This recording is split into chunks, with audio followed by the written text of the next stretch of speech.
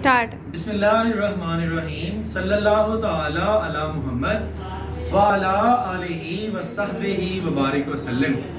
Students, हम लोगों ने इनकम टैक्स के न्यूमेरिकल के रूल्स जो हैं उनके ऊपर बात करना स्टार्ट किया पिछले कुछ लेक्चर से, और आज जो है वो हम इनकम फ्रॉम सैलरी और इनकम फ्रॉम प्रॉपर्टी उसको करने के बाद अपने तीसरे पॉइंट पे आ रहे हैं, और वो है income from business. Income from business, इसको पढ़ने से पहले मेक श्योर कि आपको तमाम पिछले रूल अच्छे से समझ आ चुके हैं और आप उसकी प्रैक्टिस भी कर चुके हैं। अगर आपने उनको नहीं देखा तो वन बाय वन तमाम जो है लेक्चर्स को देखते चले आए, फिर इस लेक्चर को देखेंगे तो आपकी अच्छी अंडरस्टैंडिंग जो है वो डेवलप होगी। इनकम फ्रॉम बिजनेस हमारे इनकम का तीसरा बड़ा जरिया है। इसके अंदर सबसे पहले जो हमारे पास चीज है वो है income from fruit processing business. Income from business जो है वो कंपैरेटिवली बाकी तमाम जो हमारे सोर्सेज हैं उनसे इजी है। इजी होने की वजह यह है कि यहाँ किसी किस्म का कोई जो है वो परसेंटेज अप्लाई नहीं होगी। वो परसेंटेज इसलिए नहीं अप्लाई होगी क्योंकि या तो वो टैक्सेबल होगा या एग्जेम्प्ट होगा, इसके अलावा कुछ भी नहीं है। तो जनाब, सबसे पहले income from fruit processing business ये हमेशा आपका टैक्सेबल होता है।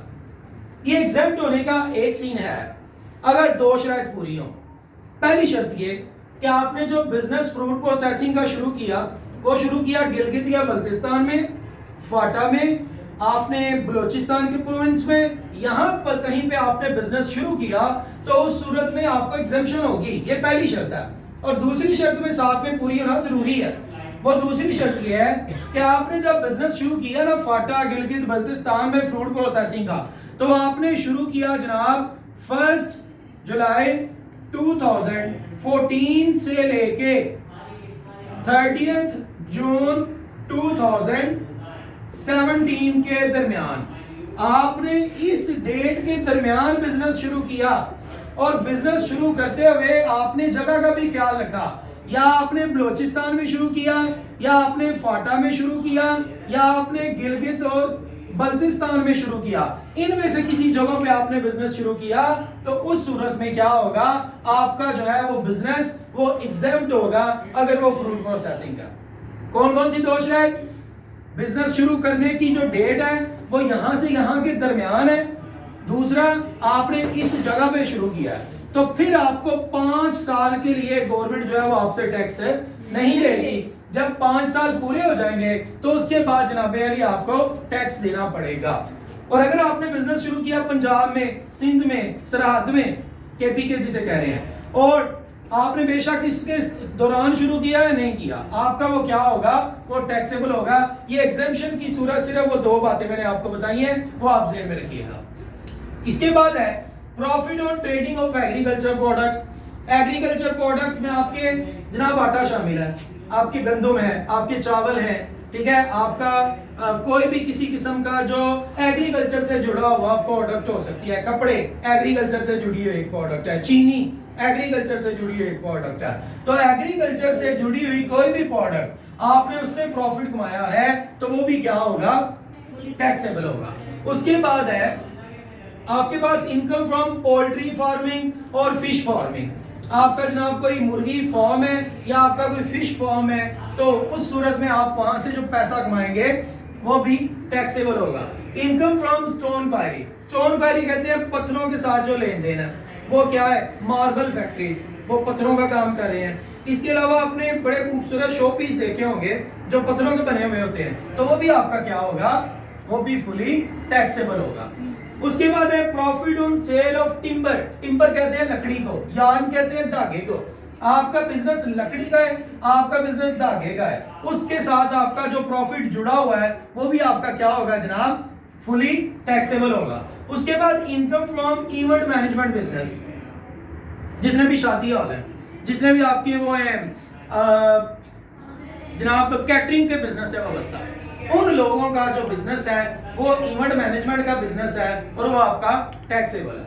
उसके बाद है royalties received on professional books.